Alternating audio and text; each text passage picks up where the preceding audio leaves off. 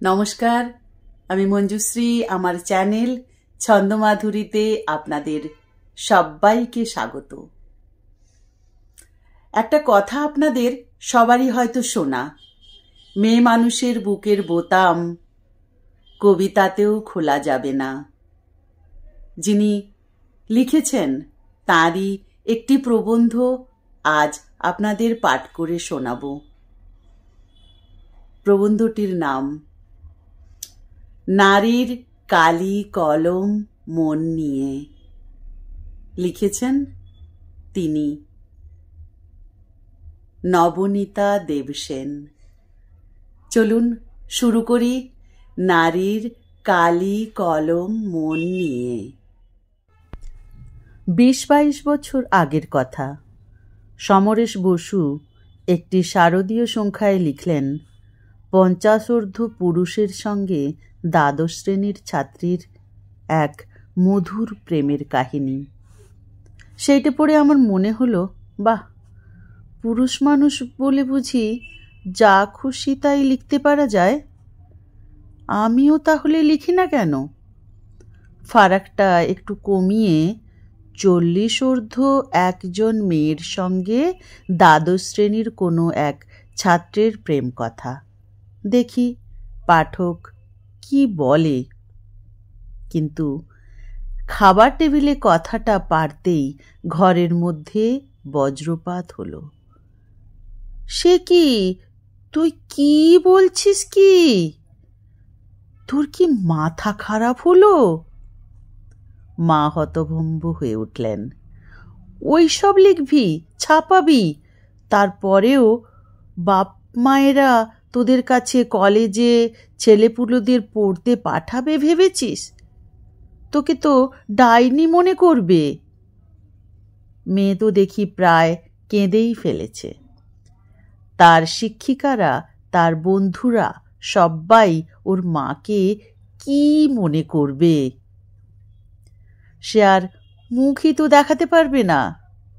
না মা, তুমি ওসব কখনো লিখবে না। আমি তো ঘরের ভিতরের প্রতিক্রিয়া দেখেই হতবাক।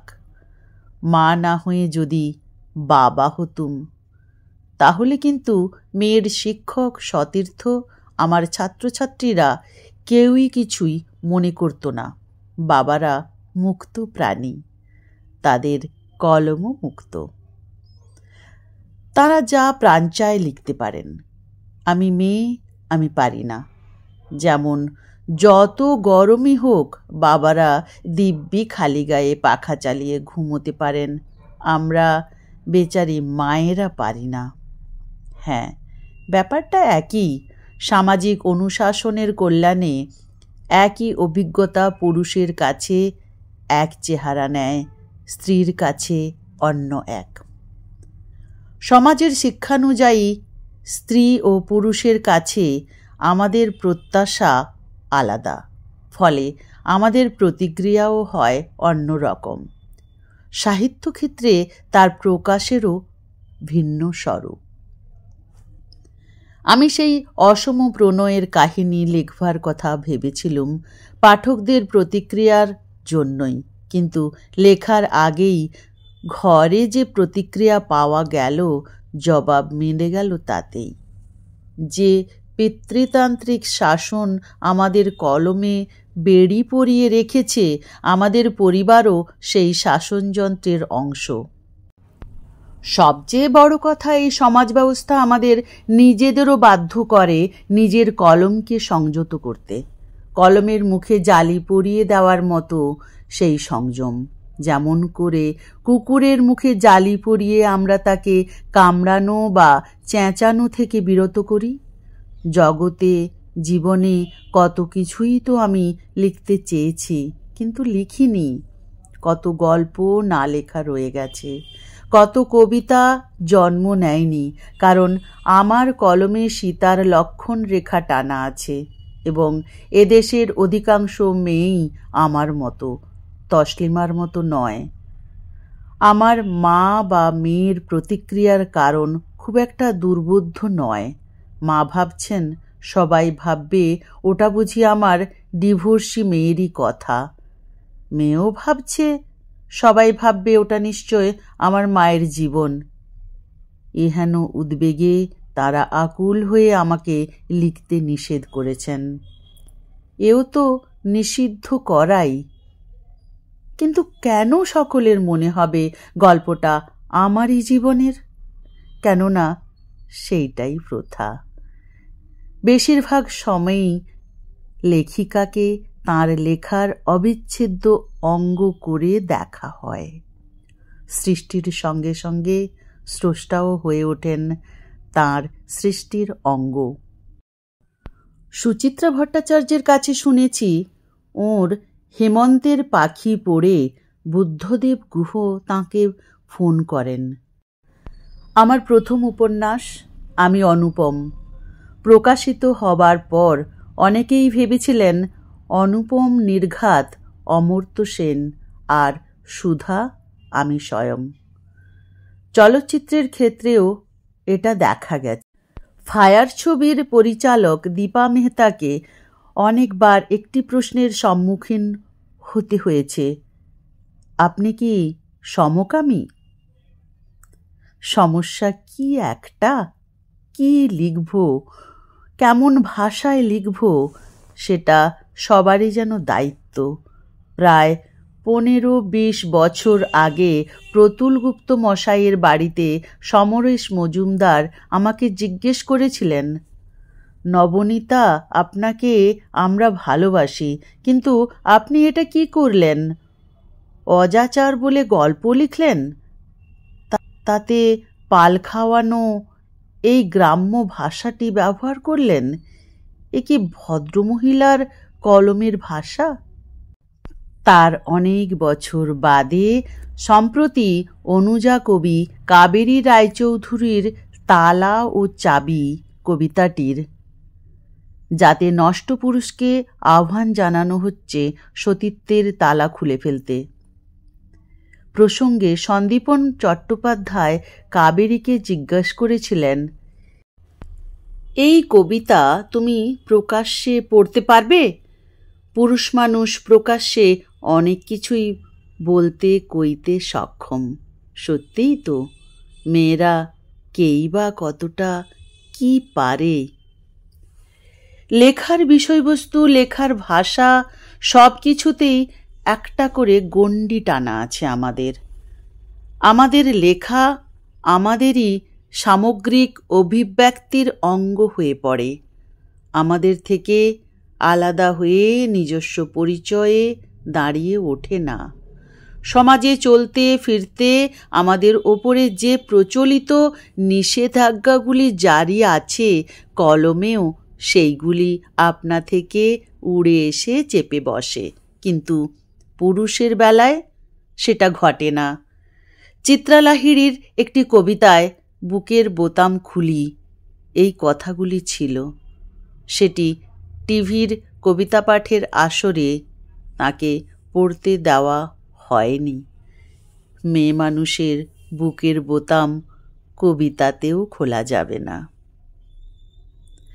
আর একটা ঘটনা বলি। 60-এর শেষ দিকে বা 70-এর গোড়াতে কৃত্তিবাস এ দেবারতী মিত্রের একটি কবিতা প্রকাশিত হয় ওরাল সেক্স বিষয়ে। পৃথিবীর সৌন্দর্য ও একাকী তারা দুজন। সেই কবিতা নিয়ে তোলপাড় হয়েছিল। উঠেছিল রুচির প্রশ্ন, কুমারী মেয়ের দুঃসাহসের প্রশ্ন। কবিতাটিকে পড়তে হয়েছিল বিরূপ সমালোচনার মুখে। অথচ ওই একই বিষয়ে ওই পত্রিকাতেই অনেক আগে প্রকাশিত হয়েছে সুনীল গঙ্গোপাধ্যায়ের স্পষ্ট ভাস কবিতা। তা নিয়ে কিন্তু তরুণ কবির দুঃসাহসিকতায় প্রশংসারই ঢেউ উঠেছিল পাঠক মহলে। 80-র দশকে খুব কাছাকাছি সময়ে বাংলায় দুটি ছবি তৈরি হয়েছিল। একটি অপর্ণা সেনের পরমা, অন্যটি সত্যজিৎ রায়ের পিকু। দুটির বিষয়বস্তু ছিল বিবাহ বহির্ভূত প্রেম। অপর্ণা বিষয়ে অনেক ফিসফাস শোনা গেল যে ওটা ওর নিজস্ব জীবনের কথা, কিন্তু সত্যজিৎ রায় সম্পর্কে এ ধরনের একটা কথাও কেউ বললেন না। কেন এমন হয়? কেননা আমাদের পুরুষতান্ত্রিক সমাজ ব্যবস্থায় নারী যখন মনন সমৃদ্ধ সৃজনের কাছে আসে, তখন সে জোর করে পুরুষের এলাকায় অনুপ্রবেশ করে। শিল্পের জগতে তার গতিবিধিতে সমাজের সংশয় এবং প্রতিরোধ আপনা আপনিই গড়ে ওঠে। মনন জগতে নারী অনধিকারী। অনধিকারীর শাস্তি আছে, সেই শাস্তির নানা রকম ফেরও আছে। নারীর সৃষ্টি যা সে লোকসমক্ষে উপস্থাপিত করছে,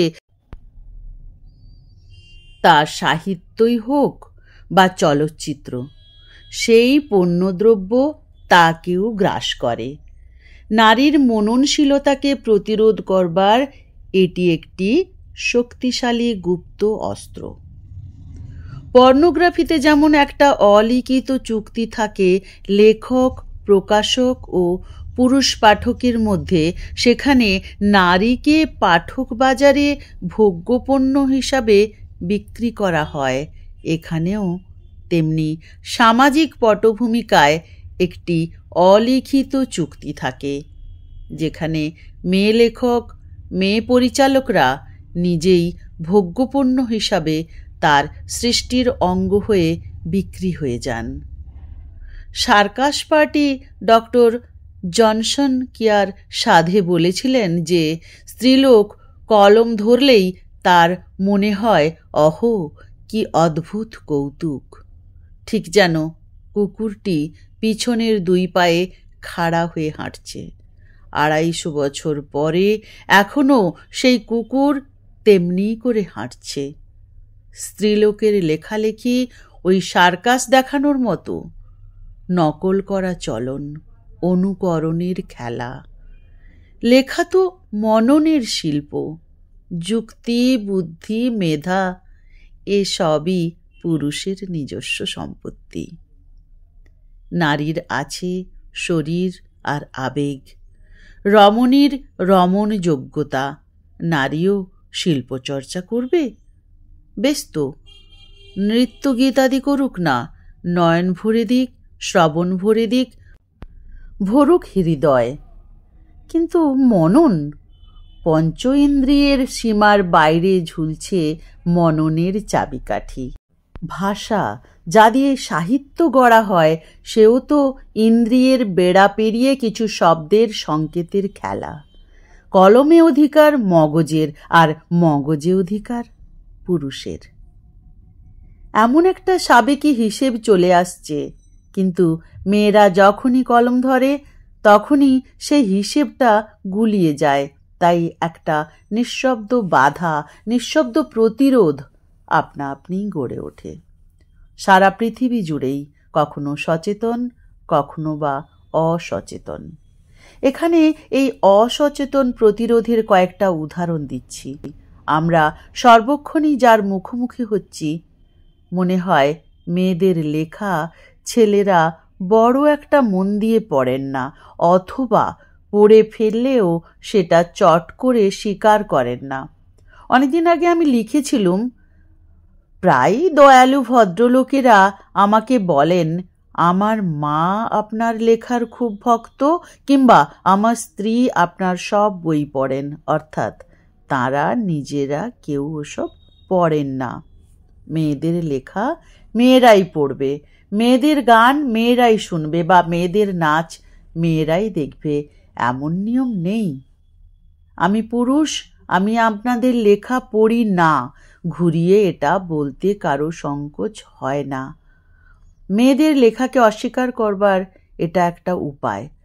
আশাপূর্ণা দেবী জ্ঞানপীঠ পাওয়ার পরে একজন যুবক সমালোচক দেশে লিখেছিলেন, শুনেছি তিনি খুব ভালো লেখেন।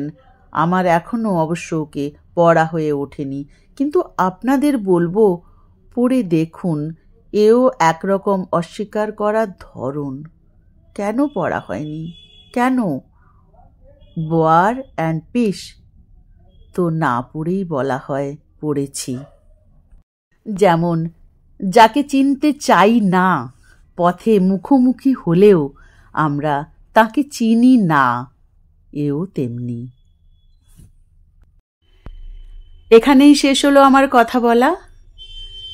আমার চ্যানেলটি পারলে যদি ভালো লাগে সাবস্ক্রাইব করে পাশে থাকবেন আর বেল বাটনটি অন করে দেবেন, তাহলে আমার ভিডিওগুলি সর্বপ্রথম আপনার কাছে পৌঁছে যাবে।